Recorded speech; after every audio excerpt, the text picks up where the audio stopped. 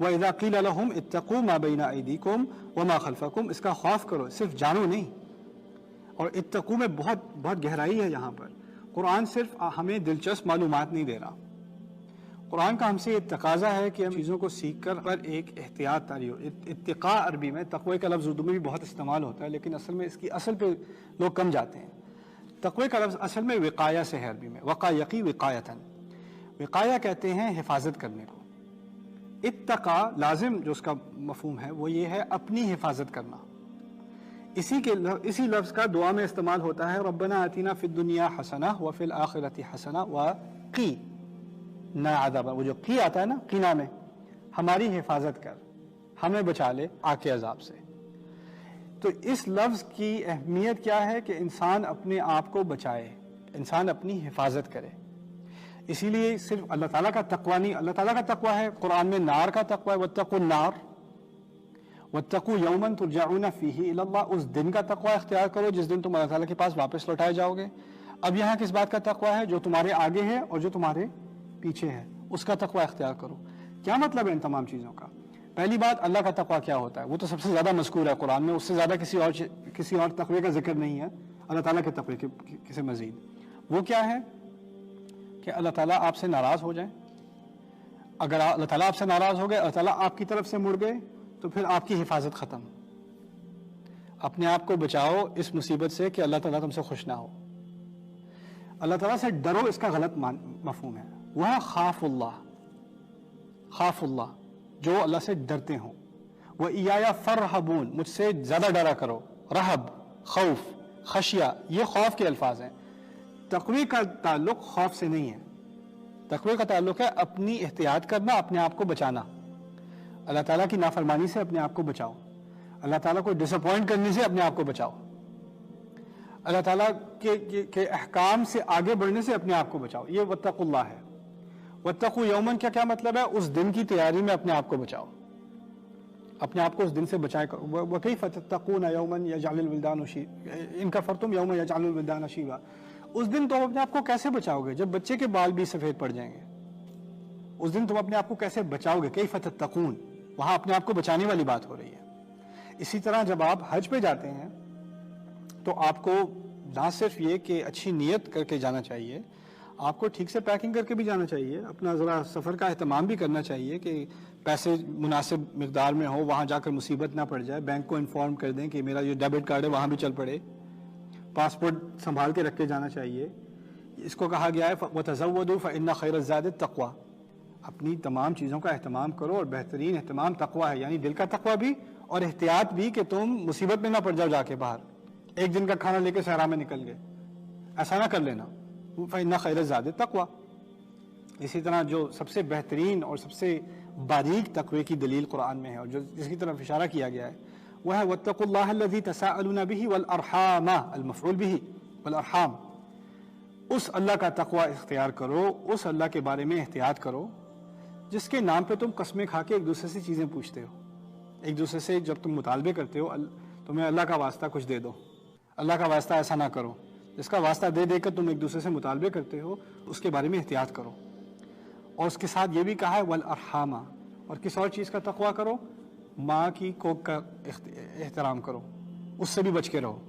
یعنی تمام رشتے جو خون کے رشتے ہیں ان کا خاص خیال رکھنا، ان کا بھی تقوی کرنا، ان کے معاملے میں بچ کے رہنا، رحمی رشتے. تو یہاں پر اتقوا ما بین ایدیکم، آپ کے آگے جو بات آ رہی ہے آپ کا مستقبل، وہ ما بین ایدیکم بہت وسیع الفاظ ہیں. اس میں آپ کا کل بھی ہے، آج کا باقی کا دن بھی ہے، اور وہ حساب والا دن بھی ہے. یعنی آپ کا تمام مستقبل، اس کے بارے میں احتیاط کرو، اس کے بارے میں اپنے آپ کو بچانے کی کوشش کرو. اتقوا ما بین ایدیکم وما خلفکم، اور تمہارے پیچھے جو رہ گیا ہے اس کے بارے میں بھی تقوی اختیار کرو. اس کے کیا معنی ہیں؟ ایک تو ہم سیکھ چکے ہیں تاریخ سے کچھ سیکھو، عبرت لو. دوسرا اس کا ذاتی معنی یہ ہے کہ میری زندگی میں اور آپ کی زندگی میں، ہماری تاریخ میں، ہماری اپنی پرسنل ہسٹری میں کافی غلطیاں ہیں، کافی ساری شرمندہ کرنے والی باتیں ہیں جس کا شاید کسی اور کو علم نہ ہو، اللہ تعالیٰ کو ضرور ہے، مجھے اچھی طرح پتہ ہے. اپنی ذاتی تاریخ سے تو کچھ احتیاط کر لو. تمہیں نہیں، تم کیا اتنے سیکیور ہو کہ تم نے اتنی نیکیاں کی ہیں کہ تمہیں آگے کی کوئی فکر ہی نہیں ہے. آگے کی فکر تمہیں اس لیے ہونی چاہیے کہ پیچھے تم کچھ کرائم کر چکے ہو, پیچھے کچھ حرکتیں کر چکے ہو. اتقوا ما بین ایدیکم وما خلفکم, اور اگر یہ تقوی اختیار کر لو گے لعلکم ترحمون, یہ اس لیے کرو تاکہ تم پر رحم کھایا جائے. رحم کے بارے میں بھی کچھ بات کرنا ضروری ہے. رحم عربی میں اردو سے تھوڑا سا اس کا باریک سا فرق ہے, اور انگلش میں تو بہت ہی زیادہ فرق ہے. رحم کا عام ترجمہ انگلش میں کیا جاتا ہے مرسی, رحمہ مرسی. اب مرسی کا مسئلہ یہ ہے کہ کہتے ہیں نا کسی پہ مجھ پہ رحم کھاؤ, مجھ پہ رحم کھاؤ. ٹیچر سے اگر کوئی اسٹوڈنٹ کہے گا استاد جی تھوڑا رحم کھا لیں, اس کا مطلب ہے سزا ملنے والی تھی, اچھا چلو نہیں سزا دیتا, رحم کھا لیتا ہوں. رحم کا مقصد ہے کہ وہ بری چیز ہونے والی تھی اور وہ ہوتے ہوتے رک گئی, تو وہ رحم ہے. یہ عربی میں مسئلہ معنی نہیں ہے. عربی میں رحم کا مطلب یہ نہیں ہے کہ آپ کے ساتھ کچھ برا ہونے والا تھا اور کسی نے آپ کو سپیئر کر دیا تو اس نے آپ کو مرسی دکھائی دی, آپ پر رحم کر دیا, آپ پہ ترس آ کے اس نے آپ کو چھوڑ دیا. نہیں, رحم کے معنی اصل میں عربی میں ماں کے پیٹ سے متعلق ہیں, رحم. اور ماں کے پیٹ میں غصے والی بات یا سزا والی بات یا سپیئر کرنے, اس کا تو سوال ہی پیدا نہیں ہوتا. بات کیا ہوتی ہے رحم کی, کہ رحم کے اندر ایک بچہ ہے, اس بچے نے ماں کو تکلیف دینی ہے, اس کی غذا بچہ کھا رہا ہے, جتنا وقت وہ ماں کے پیٹ میں گزارتا ہے اتنا اس پر وہ بوجھ بنتا چلا جاتا ہے, اس پر مصیبتیں ڈالتا چلا جاتا ہے, اور اس تکلیف کے جواب میں ماں کوئی اور مخلوق دنیا کی ایسا نہیں کرتی. جو آپ کو تکلیف دے اس سے آپ کو نفرت ہوتی جاتی ہے, جو آپ کو زیادہ تکلیف دے اس کے بارے میں آپ زیادہ کم از کم زیادہ جوابی کارروائی کرتے ہیں, جو آپ کو زیادہ مصیبت میں ڈالے کم از کم آپ اس سے دور رہتے ہیں, کم از کم نفرت نہیں کرو گے تو کم از کم دور رہو گے. ماں کیا کرتی ہے, فوراً گلے لگا رہی ہے, پیار کر رہی ہے, پلا رہی ہے, پلانے میں بھی اس کو تکلیف ہے. حملہ وفصالہ 30 شہرا.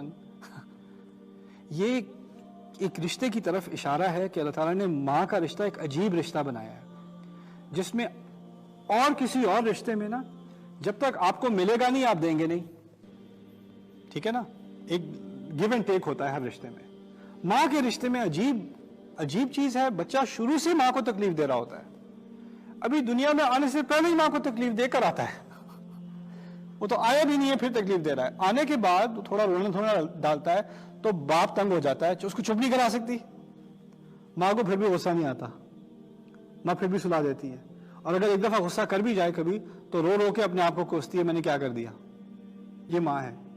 یعنی اگر ہمیں اللہ تعالیٰ کی رحمت سمجھنی ہے تو پہلے بچے اور ماں کا تعلق تھوڑا سا سمجھ آ جائے, اس کی ایک جھلک ہے اللہ تعالیٰ کی رحمت کیا چیز ہوتی ہے. تو جب لعلکم ترحمون کہا ہے نا, یہ نہیں کہا کہ شاید کہ تم بچ جاؤ, شاید کہ تمہیں عذاب نہ ملے, یہ کہا ہے کہ تم تقوی اختیار کرو, میری طرف سے محبت ہی محبت آئے گی. رحم کے اصل معنی ایک ایسی بے لوث محبت ہے, ایسی محبت جس کے جواب میں کوئی توقع ہی نہیں ہے, کوئی توقع ہی نہیں ہے, وہ والی محبت. تم بس تقوی اختیار کر لو, میری طرف سے رحمت آئے گی. بارک اللہ لی ولکم فی القرآن الحکیم ونفعنی وإیاکم بالآیات وذکر الحکیم.